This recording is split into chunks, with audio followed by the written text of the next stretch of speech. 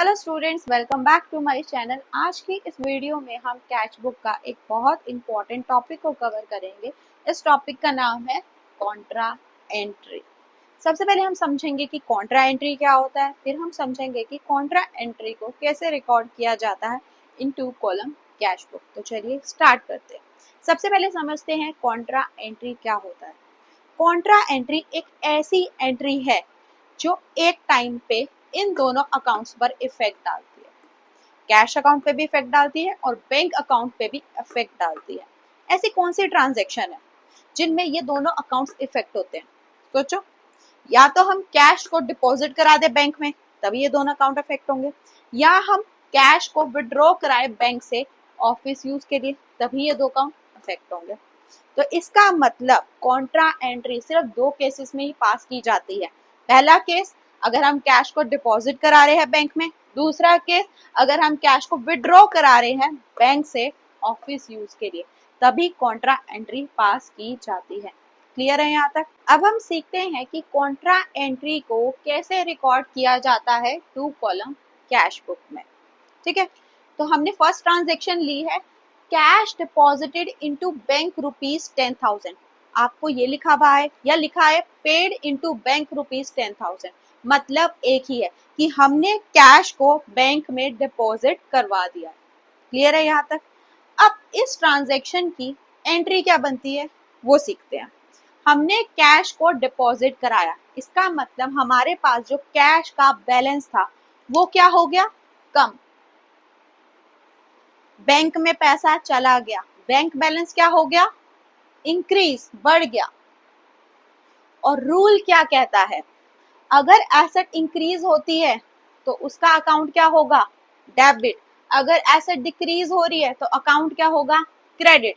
तो यहाँ पर बैंक बैलेंस इंक्रीज हो रहा है तो बैंक अकाउंट क्या होगा? डेबिट। कैश बैलेंस डिक्रीज हो रहा है, कैश अकाउंट क्या होगा? क्रेडिट। तो एंट्री क्या बनेगी? Bank account debit to cash account 10,000 10,000। अब सीखते हैं कि 2 कॉलम कैश बुक में कॉन्ट्रा एंट्री को कैसे रिकॉर्ड किया जाता है। फॉर्मेट आपको पता है, ये है डेबिट साइड और ये है क्रेडिट साइड। बैंक अकाउंट क्या हो रहा है? डेबिट। तो हम क्या करेंगे? कैश बुक की डेबिट साइड में जाएंगे, बैंक कॉलम में जाएंगे और वहां पर क्या लिख देंगे? सबसे पहले अमाउंट लिखेंगे, कितना अमाउंट से डेबिट हो रहा है, कितने अमाउंट से बैंक अकाउंट बढ़ रहा है, 10,000 से।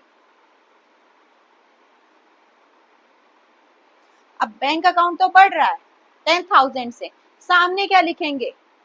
कहां से पैसा आया? कैश अकाउंट से। ऑपोजिट वाला लेते हैं ना account, to cash account. Clear है यहां तक? अब क्रेडिट क्या हो रहा है? कैश अकाउंट, क्योंकि कैश का बैलेंस क्या हो रहा है? डिक्रीज। तो हम कैश बुक की क्रेडिट साइड में जाएंगे, कैश कॉलम में जाएंगे और क्या लिखेंगे?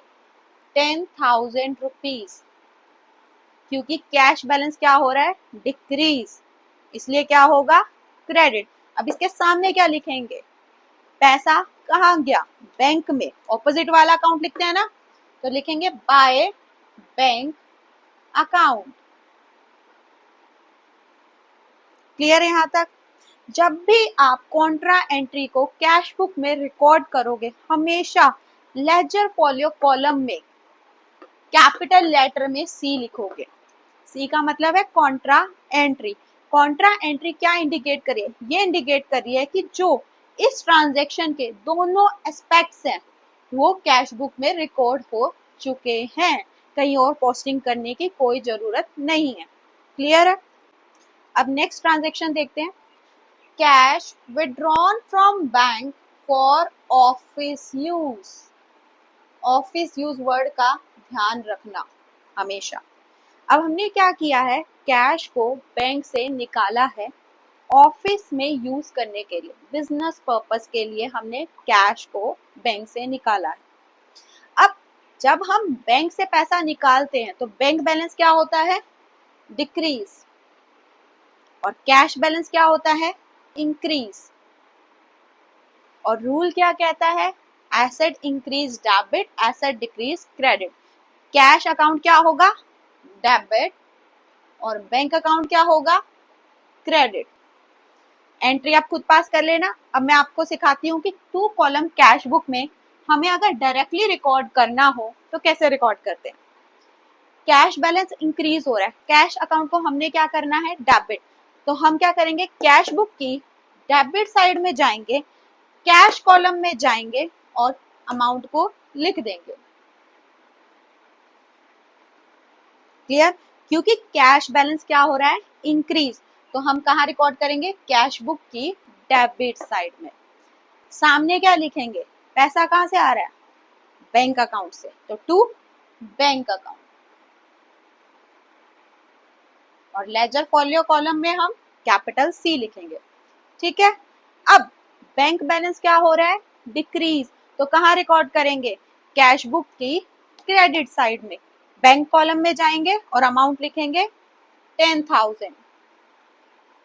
पर्टिकुलर्स में क्या लिखेंगे, पैसा कहाँ गया, कैश में कन्वर्ट हो गया बाय कैश अकाउंट। और लेजर फॉलियो कॉलम में जाएंगे, कैपिटल में क्या लिखेंगे, सी। क्लियर है? अब इस टॉपिक से रिलेटेड कुछ इंपॉर्टेंट पॉइंट्स और ट्रांजैक्शंस को समझते हैं। कॉन्ट्रा एंट्री को कॉन्ट्रा एंट्री ही क्यों कहते हैं ये समझो। कॉन्ट्रा का मतलब होता है ऑपोजिट। अभी हमने पढ़ा कि cash deposited into the bank, cash withdrawn from bank for office use, इन सभी ट्रांजैक्शन में क्या हो रहा है, अगर एक अकाउंट इंक्रीज हो रहा है तो दूसरा अकाउंट क्या हो रहा है, डिक्रीज हो रहा है। अगर एक अकाउंट डेबिट हो रहा है तो दूसरा अकाउंट क्या हो रहा है, क्रेडिट हो रहा है, ऑपोजिट डायरेक्शन में मूव कर रहा है। इसलिए इस एंट्री को क्या कहते हैं, कॉन्ट्रा एंट्री। आपने ये भी नोटिस किया होगा कि ये जो एंट्री होती है वो कैश कॉलम पे भी इफेक्ट डाल रही है, बैंक कॉलम पे भी इफेक्ट डाल रही है, और कैश बुक की दोनों साइड्स पे इफेक्ट डाल रही है। डेबिट साइड पे भी इफेक्ट डालती है और क्रेडिट साइड पे इफेक्ट डालती है। क्लियर है फर्स्ट पॉइंट। अब second point, paid into bank. Simple transaction है। पेड इनटू बैंक क्या है, बैंक में पैसे को डिपॉजिट कराना। Simple, cash deposited into bank. जैसे हमने उसकी कॉन्ट्रा एंट्री पास की थी वैसे ही इसकी होगी। थर्ड, कैश अ चेक। हमने चेक को कैश करवा लिया।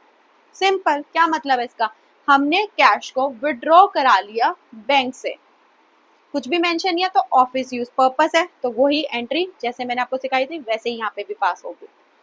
Fourth, drew cheque for personal use, या लिखा है cash withdrawn from bank for personal use.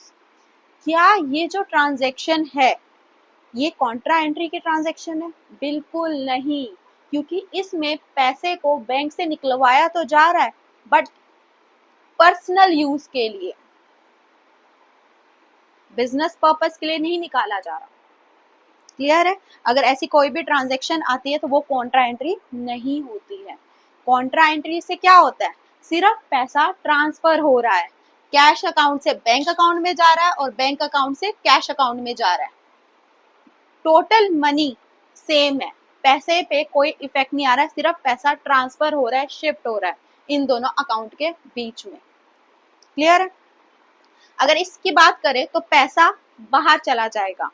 अगर हम बैंक से पैसा निकाल रहे हैं पर्सनल यूज के लिए तो वो पैसा बाहर चला जाएगा बिजनेस से, बिजनेस में नहीं रहेगा। इसलिए ये ट्रांजैक्शंस कॉन्ट्रा एंट्री में नहीं आती है। क्लियर है? फिफ्थ, इस पॉइंट को बहुत ध्यान रखना कि जब भी आप कॉन्ट्रा एंट्री को रिकॉर्ड करोगे कैश बुक में, लेजर फॉलियो कॉलम में हमेशा कैपिटल सी जरूर लिखना है। क्लियर है ये सभी पॉइंट्स? आई होप आपको ये वीडियो पसंद आई होगी। अगर आपको वीडियो पसंद आई तो please like, subscribe and share जरूर करना। Thank you.